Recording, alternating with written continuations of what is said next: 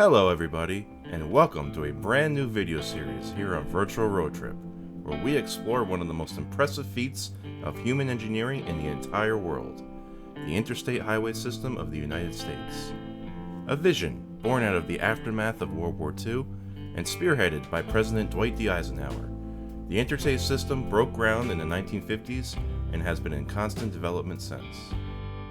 Being a monumental project, the cost and effort of building the highways was justified as a matter of national security and defense.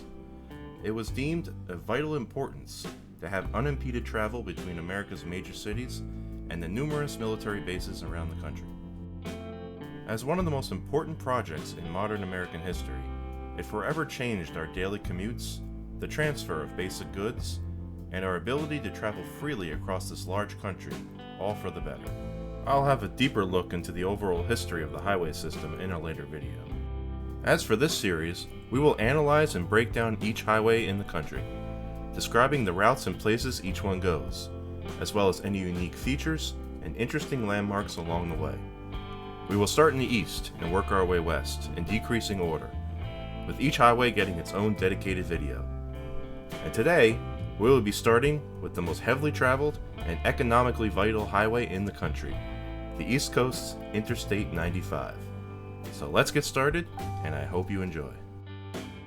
America's busiest highway, I-95 runs a north-south route along the East Coast. It traverses some of the most densely populated areas in the world, including several major cities, such as Miami, Jacksonville, Richmond, and the northeast megalopolis of Washington, D.C., Philadelphia, New York City, and Boston, as well as many more mid-sized cities in between. It runs a total of 1,924 miles and traverses 15 states plus DC. Its economic impact is immense, being a vital link between major economic hubs and ports, as well as millions of travelers and tourists. Starting at the southern end, I-95 begins in South Florida, outside of the city of Miami, and near US Route 1, a road that 95 will parallel for most of its length. From here, it travels through the densely populated Miami metropolitan area, including its northern suburbs.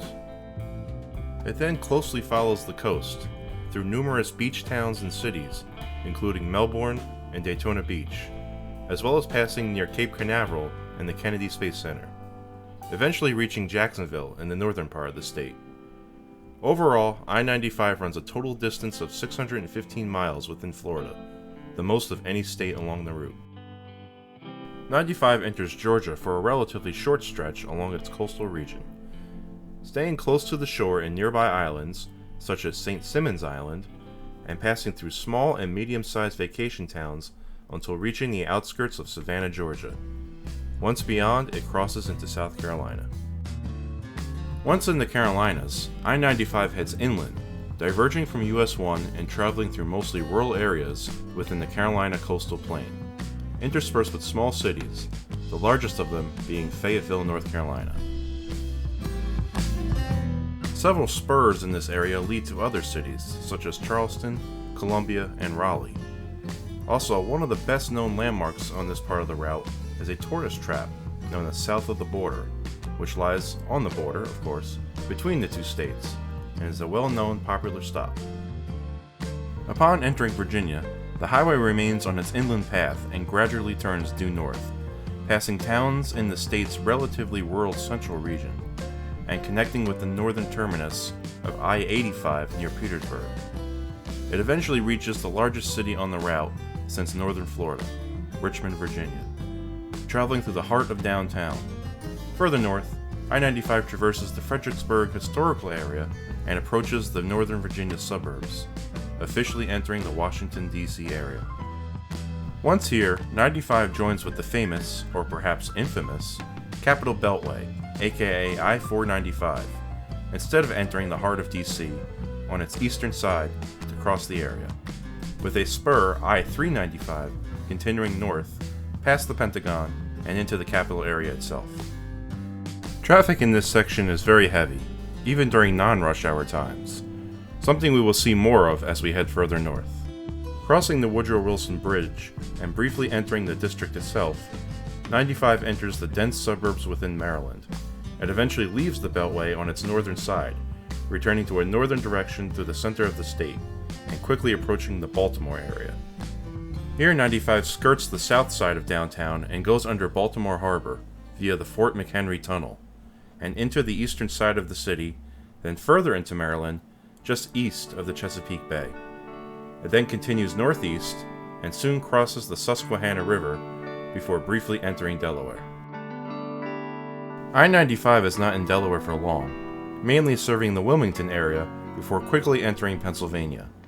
The most important feature in the state is the junction with I-295, which heads east over the Delaware Memorial Bridge and into New Jersey. I-95 enters Pennsylvania and heads immediately towards Philadelphia, skirting the downtown core and providing an important thoroughfare, as well as having major junctions with I-76 and I-676, each of which head deeper into the city. Continuing northeast, the route reaches the former site of the infamous I-95 Gap, which existed for 61 years, much to the confusion of countless drivers. The gap was a result of the canceling of the Somerset Freeway, and meant drivers had to leave 95 and find a way to cross into New Jersey to resume the route. After decades, the gap was filled in 2018 by sending I-95 via the former route of I-276, crossing the Delaware River and connecting with the New Jersey Turnpike at Exit 6. Once in New Jersey, I-95 is concurrent with the world-renowned New Jersey Turnpike, a major thoroughfare cutting through the state. The turnpike is oriented northeast to southwest, with widely spaced exits and numerous lanes, separated in two for cars and truck traffic. The turnpike really deserves a video all on its own, perhaps one day. Traffic volume increases quickly as 95 reaches northern New Jersey, where it bypasses next to the Newark International Airport as well as the Meadowlands Complex, where the highway splits into eastern and western spurs, meeting again after crossing the Hackensack River. After junctioning with the eastern terminus of I-80, 95 reaches the heavily trafficked George Washington Bridge and enters New York City and Manhattan. While it doesn't spend much time in New York, I-95's time in the state is memorable. Throughout New York City, it is concurrent with several expressways, the first of which is the Trans-Manhattan Expressway, which crosses the narrow northern tip of the island, and soon enters the Bronx after crossing the Harlem River. Here the Cross-Bronx Expressway begins, which is densely congested as it traverses highly urbanized neighborhoods. As it turns north, its final concurrency is with the New England Expressway. 95 leaves the Bronx in New York City altogether and enters Westchester County, New York, after passing several large suburban cities, such as New Rochelle and Rye. It enters Connecticut at its southeastern panhandle. Entering the state at its most populated region, 95 parallels the Connecticut shore in an easterly direction, passing through cities like Stamford, Bridgeport, and New Haven, providing each with a vital economic connection to the New York City area to the south. Continuing east along the coast, it crosses both the Connecticut and Thames rivers, passing places like New London and Mystic, Connecticut, before entering Rhode Island. And although it's the smallest along the route, 95 spends a fair amount of time in the state.